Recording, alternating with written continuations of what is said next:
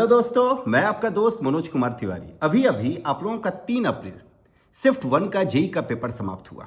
तो अब आप लोगों के मन में क्वेरी होगा कि पेपर कैसा था, क्या एक्सपेक्टेड कट ऑफ होगा ओबीसी वालों का, जनरल वालों का, एससी वालों का और एसटी वालों का।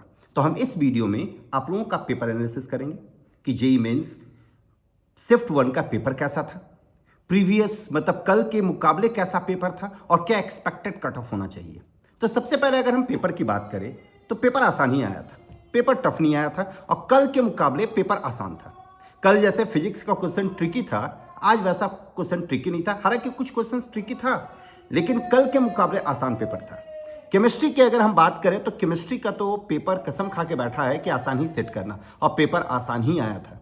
इनऑर्गेनिक का जो क्वेश्चन था वो डायरेक्ट क्वेश्चन था, जिसको स्टूडेंट डायरेक्ट मतलब जो पढ़ के गए वो डायरेक्ट कर सकते। इनऑर्गेनिक में तो पंगा ही नहीं था, एकदम इत्मीनान से कर सकते। मैथ्स का पेपर एज यूजुअल लेंदी होने की वजह कैलकुलस, क्योंकि कैलकुलस का प्रॉब्लम जो भी पूछा गया था वो थोड़ा लेंदी जा रहा था, थोड़ा लंबा जा रहा था, जिसकी वजह से स्टूडेंट को थोड़ा टाइम लग रहा था। ऐसा नहीं था कि बहुत टफ क्वेश्चन पूछा गया था, बस लेंदी होने की वजह से स्टूडेंट को टाइम लग रहा था। वेक्टर 3D का क्वेश्चन एज यूजुअल आसान क्वेश्चन आया था। अलजेब्रा का भी 1 से 2 क्वेश्चन जो था वो लेंदी था, बाकी आसान ही आया था। तो मैथ्स के पेपर को हम लेंदी के कैटेगरी की वजह से कह सकते हैं कि रिलेटिवली टफ था। केमिस्ट्री का सबसे आसान था। अब इन बिटवीन आपका फिजिक्स का पेपर था। फिजिक्स में 2-3 क्वेश्चन ट्रिकी था लेकिन कुछ क्वेश्चंस बहुत आसान भी था, जिसकी वजह से ये पेपर आसान हो गया। अगर हम बात करें कि एक्सपेक्टेड कट ऑफ क्या होना चाहिए, तो ये पेपर चूंकि लास्ट कल के पेपर के मुकाबले आसान था, इसलिए इसका जो एक्सपेक्टेड कट ऑफ होना चाहिए जनरल वालों का वो अराउंड 100 के आसपास होगा। या तो 100 मतलब 100 में +-2 आप कर सकते हैं।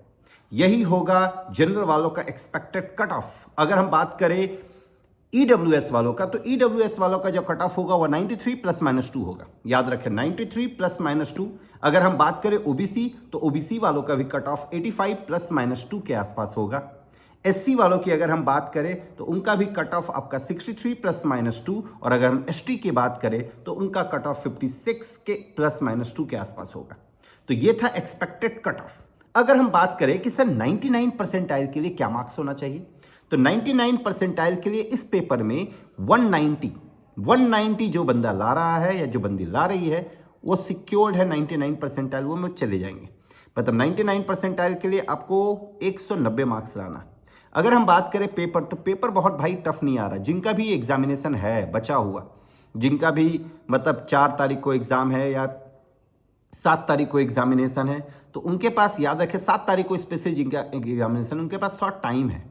वो प्रीवियस 2 साल का क्वेश्चन जरूर देख रहे, वैसा ही क्वेश्चन पूछा जा रहा। प्रीवियस 2 साल का क्वेश्चन देख रहे और प्रॉपर रिविजन जरूर रखे, वैसा ही क्वेश्चन पूछा जा रहा। और जो इंपॉर्टेंट टॉपिक है, इंपॉर्टेंट टॉपिक जरूर पढ़ के जाए, क्योंकि जितना भी क्वेश्चन आ रहा है वो एक्सपेक्टेड टॉपिक से ही आ रहा है कि इस टॉपिक से ही पूछा जाता है, तो उसी से आ भी रहा। ऐसा नहीं है कि अनएक्सपेक्टेड टॉपिक से कुछ पूछ दिया। तो जो इंपॉर्टेंट टॉपिक है, जो एक्सपेक्टेड टॉपिक है जेईई मेंस के लिए, पीवाईक्यू वगैरह जरूर देख ले, वैसा ही क्वेश्चन पूछा जा रहा है और बहुत आराम से आप बना सकते हैं अगर आपको एग्जामिनेशन देने का तरीका आता है, एग्जामिनेशन में आपको परफॉर्म अच्छा करने आता है। तो अगर फिर भी आपको किसी तरह का कोई क्वेरी है तो आप लोग कमेंट बॉक्स पे कमेंट कर सकते हैं। हम कोशिश करेंगे आप लोगों के क्वेरी का आंसर करने का।